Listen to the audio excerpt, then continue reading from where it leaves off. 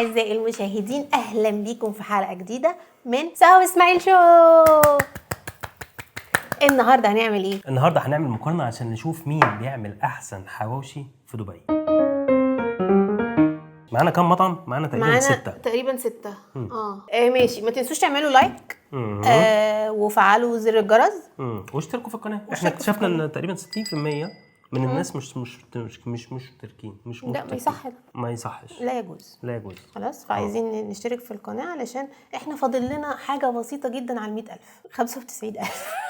لا تقريبا 94.5 حاجة كده او 93.5 يعني. بس هانت والله بجد انا متفائل.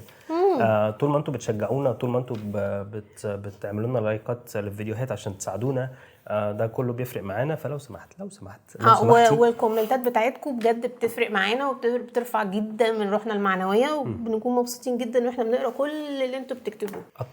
اتفق. ماشي، نبدا باول مطعم معانا. وناس كتير كانت زعلانه ان احنا ما كناش بنجيبه في المقارنات اللي فاتت، فاحنا معانا الامور. ها هو يا فتيات، غالبا سلطه وطحينه. وكل هذه الكميه فقط ب 21 درهم. كل هذه الكميه ب 21 درهم. بس هو المخلل شكله مرهق شويه قوي يعني. فانا صراحه يعني مش هاكل من المخلل ده. ليه كده يا امور؟ مش عارف، مخلله مش امور، مع ان كمان في مخلل هنا كمان على فكره. فهو كريم قوي في المخلل يا بابا. دي الطحينه فعلا، انا نسيت وبقلبها. نقسمه ده والله بجد. انا مش عارف الناس هتقول علينا بخله ولا ايه، بس احنا يا جماعه احنا مش بخله. احنا المشكله ان احنا بنصور بالليل. احنا دلوقتي الساعه 11 بالليل اهي، 11 اهي. فالواحد بيكون اتغدى اساسا مش قادر يعني. المهم خلينا نوري للناس الساندوتش من جوه اهو. بس انا حاسه ان اللحمه مش مستويه، لونها احمر قوي. يعني بصوا الحته دي. بس هنشوف. ماشي، يلا 1 2 3. ولا مش استنى. لا ممكن منديل. هي لا، في حاجه مش مظبوطه. في مزازه، في حاجه مزازه، المزازه دي جايه منين؟ سماق مثلا. مزازه قوي. يعني مش مزازه، حاجه بسيطه. طيب تعالوا نعمل التقييم زي المره اللي فاتت. والبصل بيقرش. عاش. هتديله كام الامور؟ انا اسفه بس 4. وانا اديله 3. انا اسف يا امور، مع انه كسب معانا في حلقه الفول، صح؟ تقريبا هو اللي كسب في حلقه الفول. استني كده اقول لك مين اللي كسب في حلقه. الامور هو اللي كسب في حلقه الفول. بس بصراحه في الحواوشي لا، محتاج اعاده نظر يعني. يا امور، شوف ايه الغلط في الحواوشي ده يعني. في حاجه غلط. يعني في مزازه، البصل باين جدا يعني بيقرمش. وحسيت ان اللحمه فيها حتت مش مستويه حلو. بالظبط. وكنت هقول ايه تاني يعني، اللي هو مستحيل اروح اجيبه تاني خلاص. للاسف. اللي بعده حدوته مصريه من المطاعم الكبيره جدا هنا اهو. يعني المصريين بيحبوها جدا. هو انت طالب ده ولا هو جايبه معاه؟ لا، ما هو ده كان كومبو، ما كانش فيه بتاع، فكان جايب لنا معاه الكوزي كولا. ونعمل تحيه خاصه لحدوته مصريه انه مقاطع. بالظبط. ماشي. وعندنا هذه العلبه الجميله. جايب دي العلبه بتاعت الحواوشي، وجايب مخلل ومخلل وطحينه. حلو. ماشي. واحنا بنطلب من عند حدوته، كان عنده 2 حواوشي، واحد كبير وده الصغير. صح، احنا طلبنا الصغير. ده كان بكام؟ الحواوشي ده كان ب 29 درهم. يعني ده اغلى من الامور كان ب 21. اوكي، ده ب 29. ماشي، اتفضل يا فندم. بسم الله. طب ممكن نشوف من جوه اللحمه مستويه؟ يبدو احسن يعني بصراحه. ماشي. مزيكا. لا، في حاجه، في افتر تيست. انا الاول حسيت بفلفل اسود وحسيت ببهارات، بعد كده في افتر تيست رخم بيجي. ايه ده؟ ما اعرفش ايه في طعم بيجي في الاخر كده مش حلو. تمام. تديله كام؟ لان احنا النهارده قاسيين شويه، معلش يا جماعه، عشان احنا فعلا عايزين نوصل لاحسن حواوشي في دبي. والله انا حزينه وانا بقول كده، ولكن انا اسفه يا حدوته، هديك 3. اوف.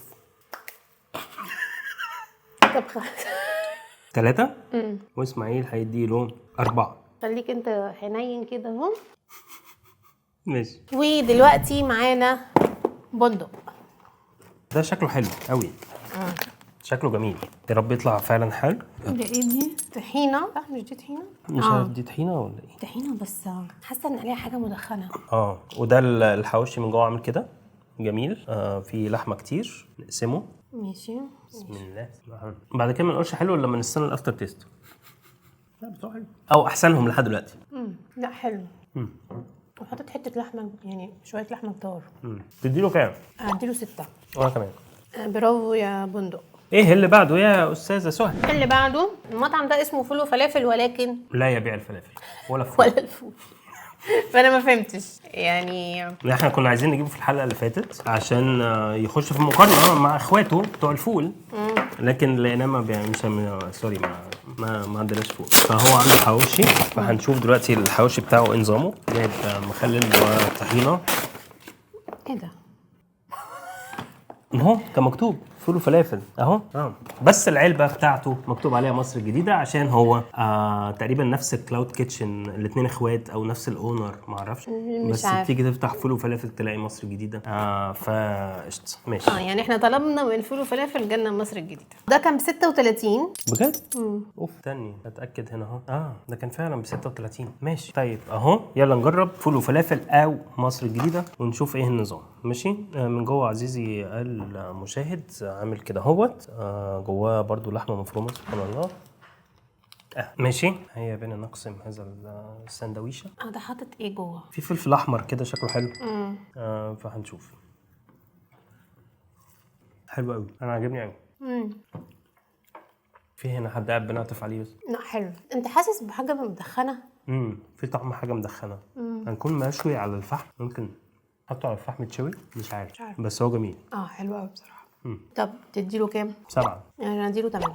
في طعم جميل، في حاجه حلوه مش عارف هي ايه. ماشي. شكرا لمصر الجديده او فول وفلافل على هذا الحواوشي.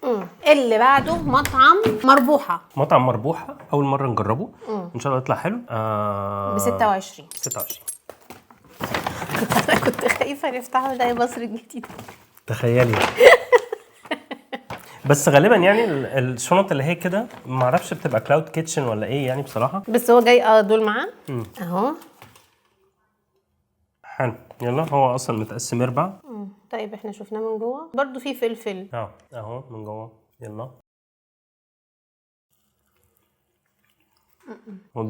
ضاني قوي. مش انا ما عجبنيش. بالنسبه لي طعمه مميز. حتى العيش خلاص بقى.